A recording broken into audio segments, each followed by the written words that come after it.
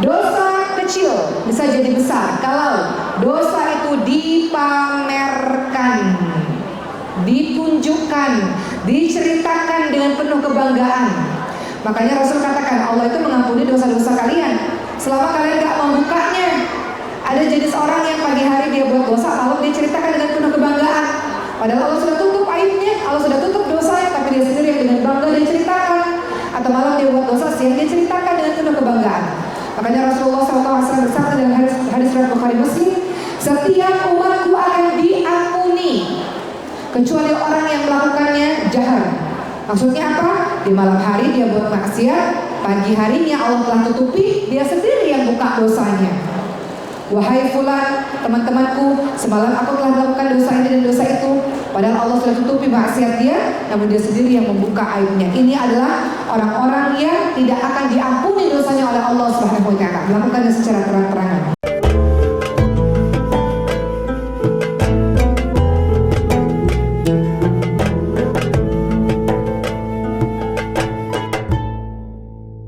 Yang saya ingin menyampaikan berikutnya kepada teman-teman semua, ada beberapa dosa-dosa yang ternyata tidak hanya sekedar dosa besar, dosa-dosa lainnya itu juga mesti kita hindari karena bisa jadi itu dosa jariah. Ibu pernah dengar amal jariah? Ada juga dosa jariah, dosa yang terus mengalir. Kalau amal jariah apa? Kata Rasulullah, apabila manusia meninggal dunia, maka terputuslah amalannya kecuali 3 hal, yaitu sedekah jariah, ilmu yang bermanfaat, dan doa-doa anak-anak yang soleh. Doa anak soleh ini bukan anak kandung aja ya ibu sekalian ya. Ibu-ibu punya anak-anak asuh, itu juga doa-doa mereka, doa-doa yang mustajab. Makanya beruntunglah bagi ibu-ibu yang punya anak-anak asuh, atau ibu-ibu yang rutin memberikan sedekah untuk anak-anak tertentu, membantu perekonomian mereka, membantu pendidikan mereka. Itu anak-anak kita, anak-anak kita. Dan doa-doa mereka itu bisa menolong kita di hari akhir nanti. Selain amal jariah, ada dosa jariah. Kita kan tadi lagi membahas dosa-dosa ya ibu-ibu semua. Kita sudah tahu berapa dosa-dosa besar. Sekarang kita akan masuk kepada dosa-dosa jariah. Dosa-dosa jariah ini adalah dosa yang tetap terus mengalir sekalipun kita telah meninggal dunia. Rugi nggak kira-kira? Orangnya udah nggak ada, dosanya masih aja terus mengalir. Kenapa ada dosa jariah? Karena ada dampak dan pengaruh dari aktivitas dan amalan dosa yang kita lakukan kepada orang lain. Artinya kita menjadi inspirator, contoh keburukan untuk orang lain. Dia ngikutin gara-gara terinspirasi dari kita, kita pun mendapatkan dosanya dia, walaupun kita telah tiada. Teman-teman lihat dalam surah Yasin ayat ke-12. Sesungguhnya Allah menghidupkan orang-orang mati dan Allah menuliskan apa yang telah mereka kerjakan dan bekas-bekas yang mereka tinggalkan. Artinya apa? Dampak-dampak inspirasi-inspirasi yang orang lain ambil darimu karena melihat keburukanmu. Bekas-bekas yang mereka tinggalkan kata Allah. Dan segala sesuatu Allah kumpulkan dalam kitab Lauh Mahfuz. Jadi hari ini selain membahas dosa besar, kita juga harus hati-hati dengan dosa jariah. Dosa yang akan membahayakan diri kita. Sumber-sumber dosa jariah apa saja? Yang pertama, mempelopori perbuatan maksiat atau menginspirasi orang lain untuk berbuat maksiat. Itu yang disebut salah satunya sebagai sumber dari dosa jariah, teman-teman semua. Kata Rasulullah apa? Siapa yang mempelopori satu kebiasaan yang buruk dalam Islam, maka dia mendapatkan dosa keburukan itu. Dan dosa setiap orang yang melakukan keburukan itu karena ulahnya tanpa dikurangi sedikit pun dosa mereka ya. Jadi siapa yang mempelopori sebuah dosa, orang lain ikut, dia mendapatkan dosanya. Contohnya apa? Berbuat maksiat di depan banyak orang dengan bangga dan terang-terangan. Kemudian orang lain terinspirasi, oh bisa ya kayak gitu. Itu adalah pelopor dalam keburukan, itu adalah dosa jariah. Makanya dosa anak Adam yang pertama kali itu apa? Membunuh. Dosanya siapa? Qabil kepada Habil. Maka Qabil itu akan dilimpahi tanggung jawab atas semua kasus pembunuhan dan kezaliman di muka bumi ini. Kenapa? Karena orang-orang pembuat pelaku yang pertama kali adalah Qabil itu tadi. Makanya Qabil itu adalah orang yang pertama kali membunuh di muka bumi ini. Teman-teman lihat dalam surah Al-Maidah ayat ke-30, maka hawa nafsu Qabil menjadikannya menganggap mudah membunuh saudaranya, sebab itu dibunuhnya lah, maka jadilah ia seorang di antara orang-orang yang merugi. Jadi itu dosa pertama kali di muka bumi adalah dosa membunuh. Itu inspirator kebaikan teman-teman semua. Dalam hadis riwayat Bukhari Muslim dikatakan, Tidak ada satu jiwa yang terbunuh secara zalim, melainkan anak Adam yang pertama kali membunuh akan mendapatkan dosa karena pertumpahan darah tersebut. Jadi kalau dosa-dosa yang sering diperbuat apa? Di sosial media. Gara-gara dia semua orang ribut. Gara-gara dia orang-orang jadi ghibah, jadi mengomentari satu sama lain, jadi saling menjelek-jelekan satu sama lain. Gara-gara dia nih sumbernya nih. Ibu-ibu, sosial media berapa juta orang. Ketika jutaan orang itu terinspirasi gara-gara kita, maka itulah dosa jariah bagi kita. Contoh lain apa, Bu? Seorang desainer misalnya ya, yang membuat pakaian-pakaian terbuka. Misalnya gara-gara dia orang-orang Islam terinspirasi untuk gak pakai pakaian tertutup misalnya, itu juga dosa jariah. Amal jariahnya kebalikannya, desainer yang membuka atau membuat baju-baju muslim misalnya, gara-gara dia orang-orang mau pakai baju muslim menutup aurat dengan baik, amal jariah. Begitu ya teman-teman semua. Yang kedua, sumber dari dosa jariah apalagi mengajak melakukan kemaksiatan, ngajak terang-terangan melakukan kemaksiatan. Meskipun bisa jadi dia sendiri tidak melakukan kemaksiatan itu, tapi dengan dia mengajak, itu bagian dari dosa jariah. Dalam surah An-Nahl 25, lihat, mereka akan memikul dosa-dosanya dengan penuh pada hari kiamat, dan berikut dosa-dosa orang yang mereka sesatkan, yang tidak mengetahui sedikit pun bahwa mereka disesatkan. Jadi hati-hati, kata Rasulullah, siapa yang mengajak pada kesesatan, dia akan mendapatkan dosa seperti dosa orang yang mengikutinya, tidak dikurangi sedikit pun.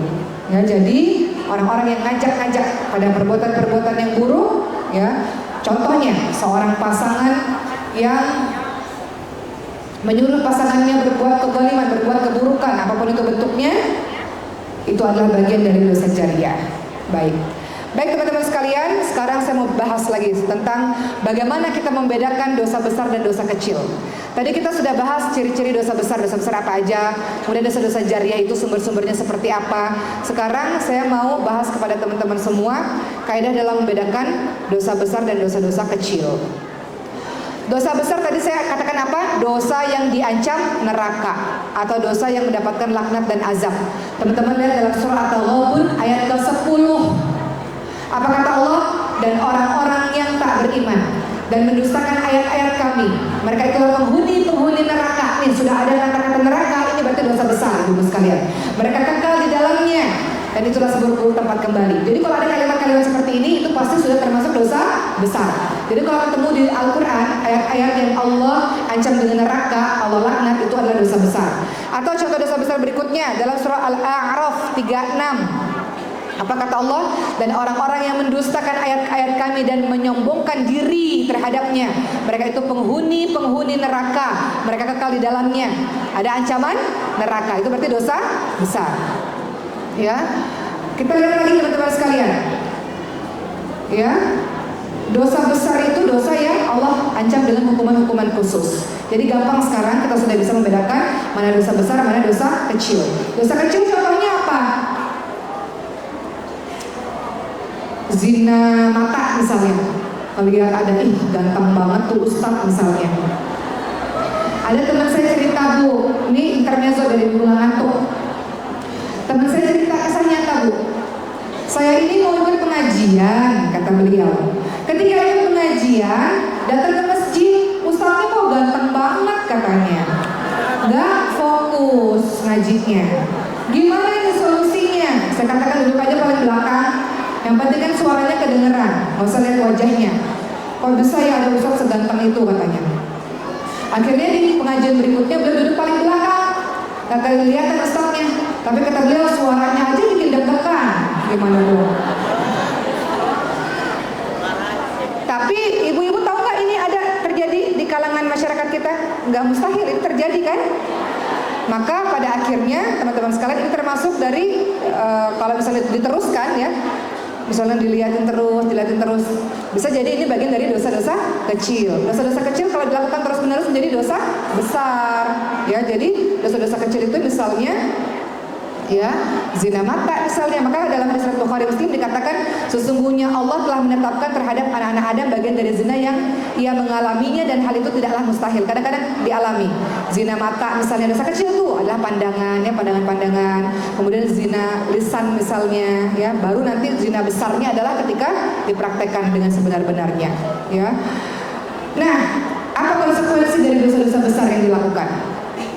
Dalam hadis riwayat Muslim dikatakan, tidaklah seorang muslim menghadiri salat wajib di masjid, dia membaguskan wudunya dan membaguskan khusyuk serta rukuknya, membaguskan ruku dan sujudnya, kecuali itu semua menjadi penghapus dosa-dosa yang telah berlalu selama dia tidak melakukan dosa-dosa besar.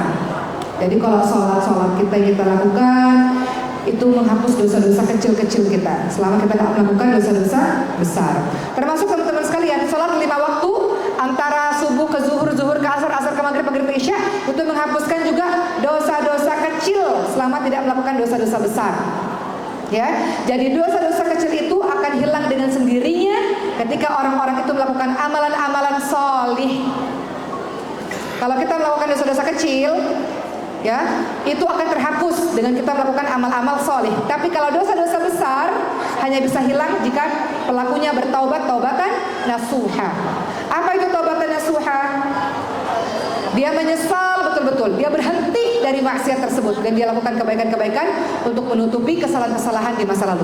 Sekarang kita bahas berikutnya. Kalau begitu, dosa kecil itu menjadi besar kalau seperti apa? Tadi kan kita udah bahas dosa kecil itu seperti itu, dosa besar itu seperti itu, dosa-dosa jariah seperti itu. Tadi katanya kalau dosa kecil itu lama-lama bisa jadi dosa besar. Dosa kecil seperti apa yang bisa jadi dosa besar? Sementara dosa kecil bisa hilang dengan sholat, taubat, dengan istighfar kita, dengan amal-amal kebaikan. Dosa besar penghapusnya adalah dengan taubatan nasuha. Tapi dosa kecil bisa jadi dosa besar kalau yang pertama, dosa kecil tersebut sudah menjadi kebiasaan, dilakukan terus-menerus.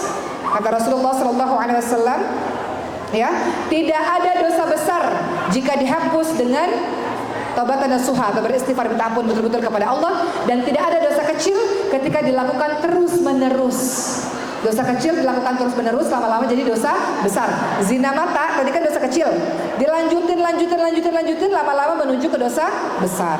Kedua, dosa kecil bisa jadi besar kalau seorang hamba menganggap remeh dosa tersebut. Seorang hamba menganggap dosa ini kecil, karena dia meremehkan dosa, maka dia buat terus dosa tersebut. Kata Ibnu Mas'ud radhiyallahu anhu, sesungguhnya seorang mukmin melihat dosanya seakan-akan ia duduk di sebuah gunung dan khawatir gunung tersebut akan menimpanya. Kalau orang-orang beriman, kalau buat dosa, dia takut sekali seakan-akan ada gunung yang siap menghancurkan dirinya. Tapi kalau orang yang durhaka kepada Allah, ketika dia buat dosa, dia merasa, teman-teman semua, dosa itu seperti seekor lalat, ya, seekor lalat yang hinggap di hidungnya kemudian dia tepis begitu saja. Dia anggap remeh dosa tersebut, ya. Jadi teman-teman semua, termasuk dosa besar kalau seseorang menganggap remeh dosa tersebut. Itu jadi dosa besar karena dia anggap remeh, dia kan lakukan berulang-ulang, ya kan? Kalau orang-orang beriman, kalau buat dosa takutnya luar biasa. Tapi kalau orang-orang yang durhaka kepada Allah ketika buat dosa, dia menganggap seperti lalat, diusir begitu saja. Dan hati-hati teman-teman sekalian, dosa ketika dilakukan pertama kali kita takut luar biasa. Tapi dosa ketika dilakukan terus-menerus akan jadi sebuah kebiasaan dan kita akhirnya membenarkan perilaku dosa tersebut, ya. Betul nggak? Baik, berikutnya. Dosa kecil bisa jadi besar kalau dosa itu dipamerkan, ditunjukkan, diceritakan dengan penuh kebanggaan. Makanya Rasul katakan, Allah itu mengampuni dosa-dosa kalian selama kalian gak membukanya. Ada jenis orang yang pagi hari dia buat dosa, Allah diceritakan dengan penuh kebanggaan. Padahal Allah sudah tutup aibnya, Allah sudah tutup dosanya, tapi dia sendiri yang dengan bangga dia ceritakan. Atau malah dia buat dosa, siang dia ceritakan dengan penuh kebanggaan. Makanya Rasulullah SAW bersabda dalam hadis riwayat Bukhari Muslim, setiap umatku akan diampuni kecuali orang yang melakukannya jahar.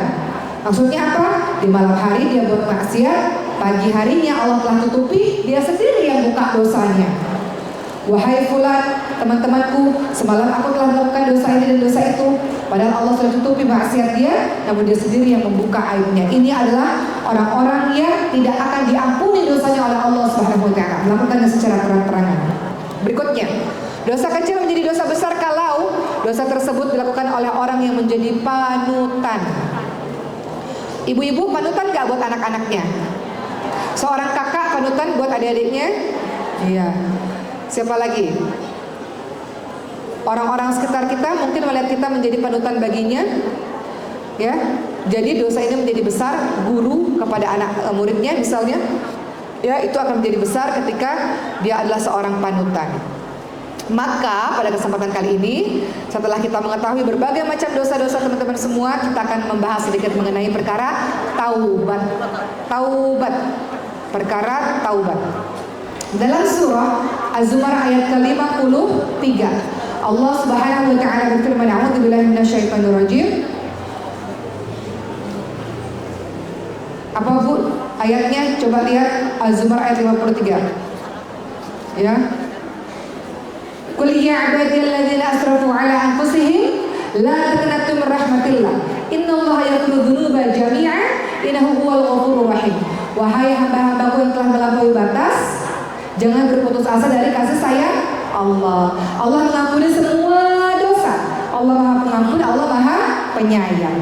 Kenapa Allah bilang begini? Karena sebagian orang akan berkata, aku ini pendosa, aku ini orang yang sudah buruk, orang yang sudah kotor, sekalian aja menjadi orang pendosa, sekalian aja aku orang yang dibenci oleh Allah SWT. Toh perbuatan dosaku sudah sangat banyak.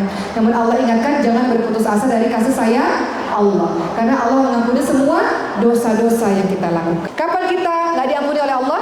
Ketika nyawa kita di tenggorokan, itu baru nggak diampuni oleh Allah Subhanahu Wa Taala. Sudah detik-detik wafat nih, udah mau wafat kembali kepada Allah, itulah saat-saat yang sudah tidak ada gunanya lagi kita bertobat kepada Allah Subhanahu Wa Taala. Jadi dalam surah Az-Zumar 53 Allah katakan jangan berputus asa dari kasih sayang Allah. Karena setan akan mengatakan yuwaswisu sudurina minal jinnati wan nas. Gak usah dekat-dekatan sama orang-orang soleh, kamu itu orang yang punya masalah. Lalu yang buruk, gak pantas ikut-ikutan majelis ta'lim, gak pantas ikut-ikutan ngaji, gak pantas katanya ya. Karena kamu itu orang-orang yang munafik, itu kata syaitan. Tapi kata Allah Subhanahu Wa Taala, jangan pernah berputus asa dari kasih sayang Allah, karena Allah mengampuni semua dosa. Tadi kita sudah bahas tentang dosa-dosa tadi. Kita minta kepada Allah Subhanahu Wa Taala supaya kita tidak terjebak dalam dosa-dosa seperti itu. Ibu-ibu tahu kisah tentang orang yang membunuh 100 orang? Pernah dengar kisahnya? Ada orang yang bunuh 99 orang. Dia rasa saya mau tobat, udah capek jadi orang jahat, udah capek jadi orang nakal, mau jadi orang baik, mau hidup tenang. Akhirnya dia datang kepada salah seorang ahli ibadah. Saya mau jadi orang baik, caranya gimana? Kata ahli ibadah, gak mungkin bisa. Engkau ini sudah banyak dosanya, udah terlanjur banyak maksiatnya, Allah gak akan mengampuni dirimu. Pembunuh ini kesel, dia bunuhlah 1 orang ahli ibadah tadi. Jadi totalnya berapa? 100. Akhirnya dia gelisah, mau jadi orang baik, mau hijrah, mau berubah. Masa hidup saya gini-gini terus sih? Mau jadi orang baik. Akhirnya dia pergilah ke satu ulama. Apa yang harus saya lakukan? Apakah Allah mengampuni saya? Tentu saja. Allah janji seberapa banyak pun dosa yang kau lakukan, Allah Maha Pengampun lagi Maha Penyayang. Allah mengampuni dirimu sampai kapan? Sampai kau bosan minta ampun kepada Allah Subhanahu Wa Taala. Dikatakan seorang hamba datang kepada Allah, Allahumma firli dzambi, ampuni aku ya Allah. Allah katakan aku ampuni. Besok kita buat maksiat lagi, kita bilang Allah ampuni, Allah ampuni. Sampai kau bosan minta ampun kepada Allah Subhanahu Wa Taala. Saking luasnya ampunan daripada Allah Subhanahu Wa Taala.